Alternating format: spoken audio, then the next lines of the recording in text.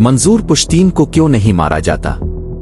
یہ وہ سوال ہے جو اکثر دوستوں اور لوگوں کی عام محفلوں میں اٹھایا جاتا ہے۔ اسی سوال کے تناظر میں چند ایسی باتیں آپ کے ساتھ شیئر کرنا چاہتا ہوں جو میرے خیال میں اس سوال کو سمجھنے میں مدد دے سکتی ہے۔ سب سے پہلے یہ بات ذہن میں رکھنی چاہیے کہ منظور پشتین کوئی عام معمولی شخص نہیں ہے کہ اگر انہیں گرفتار کر لیا جائے خدا نخواستہ انہیں نقصان پہنچ جائے تو سب کچھ دوبارہ معمول کے مطابق ہو جائے۔ منظور پشتین ایک بین الاقوامی سطح پر پہچانے جانے والی شخصیت ہے۔ دنیا کے مختلف حلقوں میں ان کا نام اور ان کی جدوجہد زیر بحث رہی ہے۔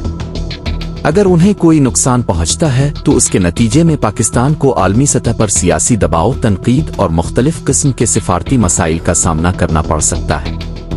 اس کی ایک مثال سفارت خانوں کی حیثیت سے بھی سمجھی جا سکتی ہے۔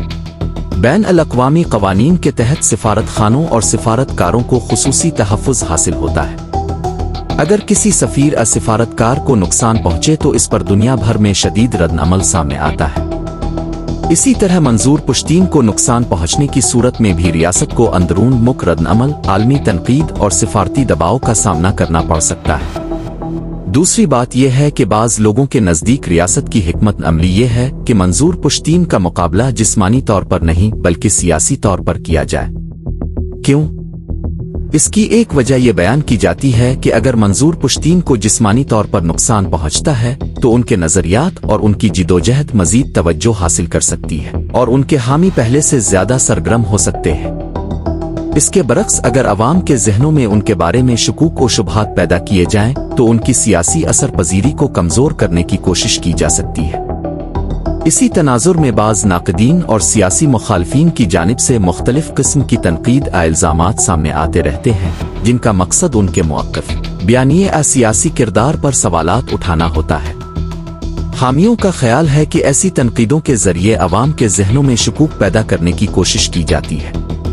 بعض لوگوں کا یہ بھی کہنا ہے کہ ریاست وقتہ فوقتہ پی ٹی ایم کے بعض کارکنوں اور رہنماؤں کو گرفتار کرتی ہے جبکہ منظور پشتین نسبتاً آزاد رہتے ہیں، تاکہ عوام کے ذہن میں یہ سوال پیدا ہو کہ اگر وہ واقعی ریاست کے مخالف ہیں تو پھر انہیں گرفتار کیوں نہیں کیا جاتا۔ اس طرح ان کے حامیوں کے مطابق بحث کو تحریک کے بنیادی مطالبات اور مقاصد سے ہٹا کر شخصیات کے گرد مرکوز کرنے کی کوشش کی جاتی ہے۔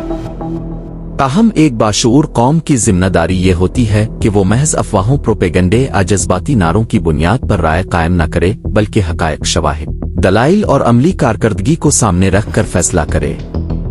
قومیں اسی وقت ترقی کرتی ہیں جب وہ ہر بات کو عقل، منطق اور تحقیق کی کسوٹی پر پرکھتی ہیں، نہ کہ بغیر سوچے سمجھے کسی بھی روایت دعوے کو قبول کر لیتی ہیں۔ تحریر کردہ رحم الدین رحمانی۔